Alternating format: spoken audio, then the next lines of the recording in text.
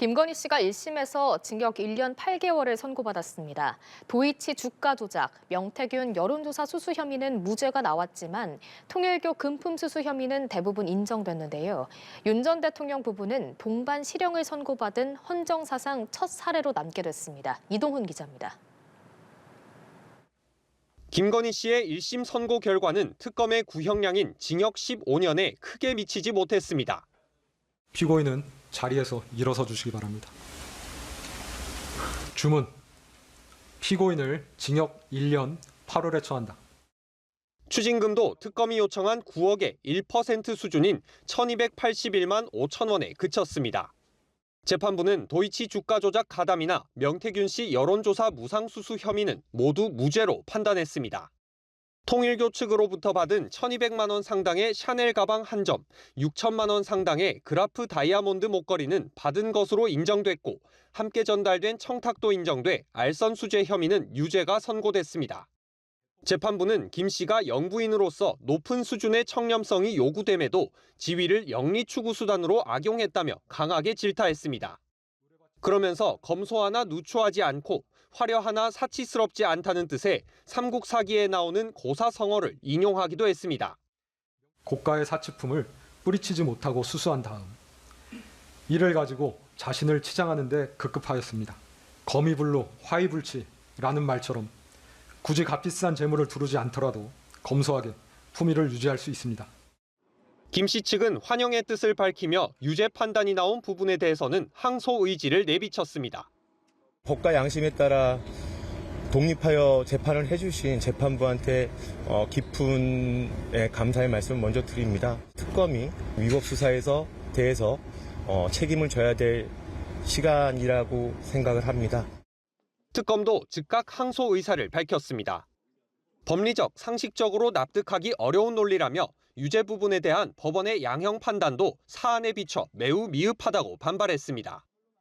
비록 적지 않은 부분에서 무죄가 나왔지만 김건희 씨는 실형을 선고받으면서 헌정사상 전직 대통령 부부 동시 실형 선고라는 불명의 사례를 남기게 됐습니다. 연합뉴스TV 이동훈입니다.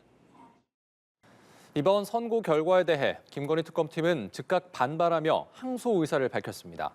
구형량에 비해 턱없이 부족한 선고가 나오면서 법조계 안팎에서는 그 후폭풍이 이어지고 있습니다. 방준혁 기자입니다.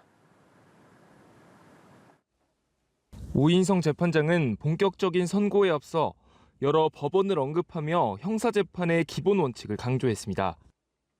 마찬가지로 무죄 추정의 원칙이나 인 두비오 프로레오, 즉 불분명할 때에는 피고인의 이익으로와 같은 법의 일반 원칙도 피고인이 권력자라 하여 혹은 권력을 잃은 자라 하여 다르게 나누어 적용될 수 없습니다. 김건희 씨 혐의 상당 부분의 무죄를 선고한 이유를 미리 설명한 셈입니다. 하지만 특검팀은 1심 선고에 즉각 반발했습니다. 특검은 입장문을 통해 법원의 무죄 판단은 법리적으로는 물론 상식적으로도 납득하기 어렵다며 유죄 부분에 대한 양형 판단 역시 매우 미흡하다고 밝혔습니다. 항소를 통해 바로잡겠다는 뜻도 분명히 했습니다. 선고 이후 판결문도 받아보기 전에 항소를 예고한 건 이례적인 반발로 해석됩니다. 구형량의 반의 반에도 미치지 못한 선고 결과에 과거 수사팀에서도 반발의 목소리가 나왔습니다. 도이치모터스 주가 조작 의혹을 처음 수사했던 김태훈 대전고검장은 부당한 판결이라며 공개적으로 재판부 판단을 비판했습니다. 일각에선 특검 수사와 기소 자체에 대한 책임론도 제기됐습니다. 180일간의 수사 기간에도 불구하고 핵심 혐의를 충분히 입증하지 못한 것 아니냐는 겁니다. 너무나도 큰 차이가 나게 선고 형량이 내려진 부분은 특검 입장에서도 비판을 좀 피하기 어려울 것 같습니다. 주가 조작의 미필적 고의로나마 인식하고 있었다라는 부분까지는 재판부에서도 인정한 이상 방조 혐의를 적용하지 않은 부분이 좀 뼈아프지 않나. 양측이 모두 항소를 예고한 만큼 항소심에선 법리 공방이 더욱 치열해질 전망입니다. 연합뉴스TV 방준혁입니다. 이번 선고 결과에 대해 김건희 특검팀은 즉각 반발하며 항소 의사를 밝혔습니다. 구형량에 비해 턱없이 부족한 선고가 나오면서 법조계 안팎에서는 후폭풍이 이어지고 있습니다. 방준혁 기자입니다. 오인성 재판장은 본격적인 선고에 앞서 여러 법원을 언급하며 형사재판의 기본 원칙을 강조했습니다. 마찬가지로 무죄 추정의 원칙이나 인 두비오 프로레오, 즉 불분명할 때에는 피고인의 이익으로와 같은 법의 일반 원칙도 피고인이 권력자라 하여 혹은 권력을 잃은 자라 하여 다르게 나누어 적용될 수 없습니다. 김건희 씨 혐의 상당 부분의 무죄를 선고한 이유를 미리 설명한 셈입니다. 하지만 특검팀은 1심 선고에 즉각 반발했습니다. 특검은 입장문을 통해 법원의 무죄 판단은 법리적으로는 물론 상식적으로도 납득하기 어렵다며 유죄 부분에 대한 양형 판단 역시 매우 미흡하다고 밝혔습니다. 항소를 통해 바로잡겠다는 뜻도 분명히 했습니다. 선고 이후 판결문도 받아보기 전에 항소를 예고한 건 이례적인 반발로 해석됩니다.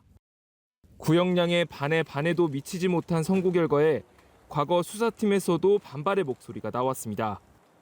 도이치모터스 주가 조작 의혹을 처음 수사했던 김태훈 대전고검장은 부당한 판결이라며 공개적으로 재판부 판단을 비판했습니다.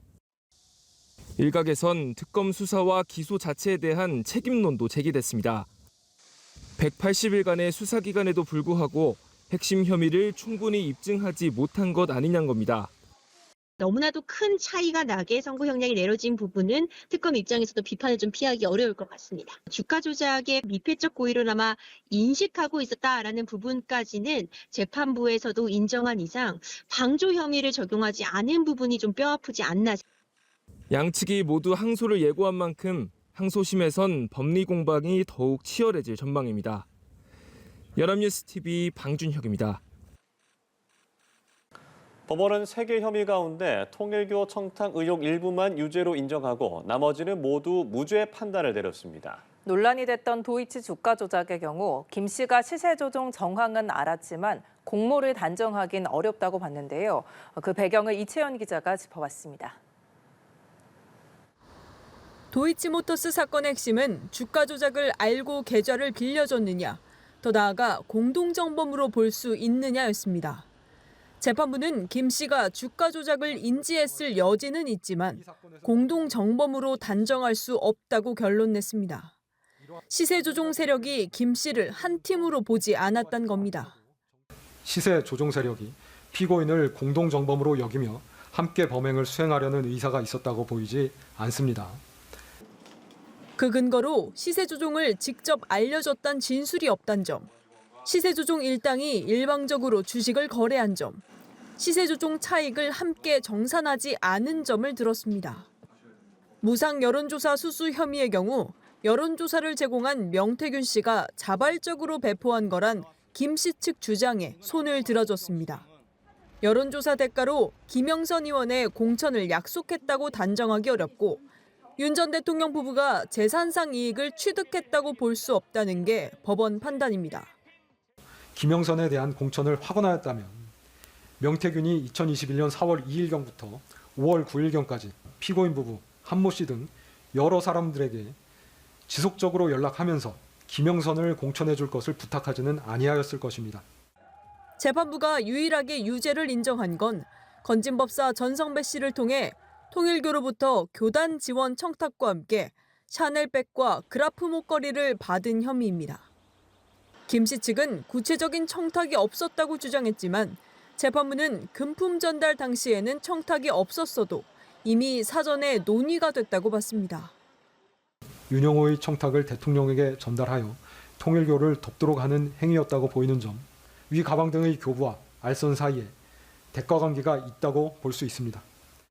김 씨 측에서 전 씨가 착복했다고 끝까지 주장한 그라프 목걸이도 전 씨가 착복할 이유가 없다며 전달됐다고 인정했습니다.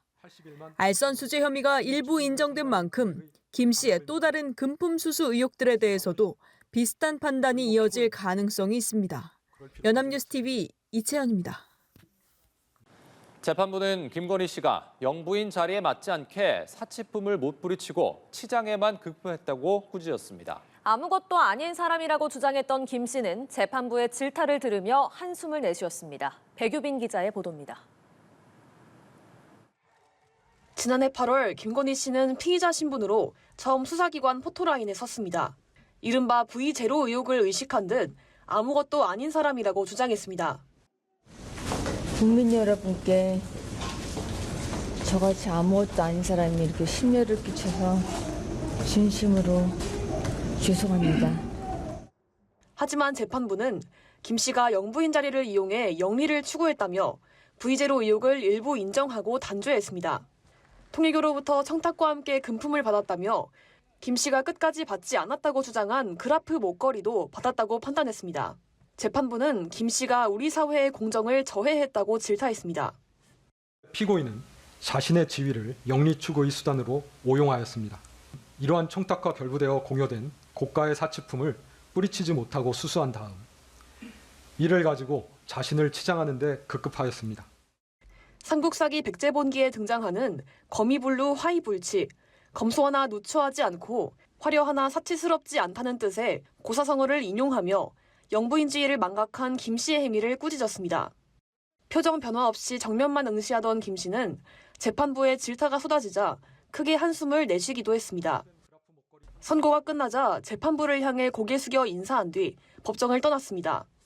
김 씨는 선고 직후 변호인단을 통해 국민께 거듭 송구하게 생각한다며 재판부의 엄중한 지적을 겸허히 받아들이고 그 무게를 가볍게 여기지 않겠다고 밝혔습니다. 연합뉴스TV 백유빈입니다.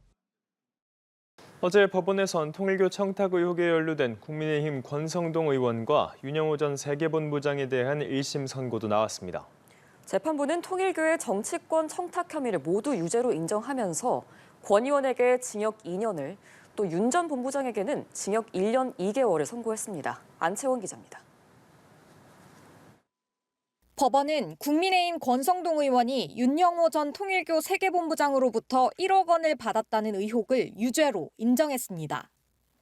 재판부는 국회의원이라면 헌법상 청렴 의무에 기초해 양심에 따라 국가 이익을 우선시해 직무를 수행해야 한다며 피고인의 범행은 국민의 기대와 헌법상 책무를 저버린 행위라고 지적했습니다. 또 권 의원의 검사 경력을 언급하며 자기 행위의 법적 의미를 알았을 텐데도 수사 초기부터 혐의를 부인해 비난 가능성이 크다고 강조했습니다. 그러면서 권 의원에게 징역 2년과 추징금 1억 원을 선고했습니다. 앞서 통일교로부터 금품을 받은 혐의가 인정돼 징역 1년 8개월을 받은 김건희 씨보다도 높은 형량입니다. 김 씨와 권 의원에게 금품을 전달한 혐의로 재판에 넘겨진 윤 전 본부장에게는 징역 1년 2개월이 선고됐습니다. 재판부는 통일교 자금력을 앞세워 대통령 최측근인 김건희, 권성동에 고액 금품을 제공하고 그 과정에서 통일교 자금을 횡령했다며 범행 자체만으로 국가정책의 공정한 집행에 대한 국민 신뢰가 침해됐다고 질책했습니다. 다만 통일교 임원 비리 증거를 인멸했다는 혐의에 대해서는 특검법 수사 대상이 아니라며 공소를 기각했습니다. 재판부의 이번 판단은 관련 재판이나 수사에 영향을 줄 것으로 보입니다. 법원이 정교유착 시도가 있었다고 인정한 만큼 정치권 로비에 대한 검경 합동수사본부의 수사에 힘이 실리게 됐습니다.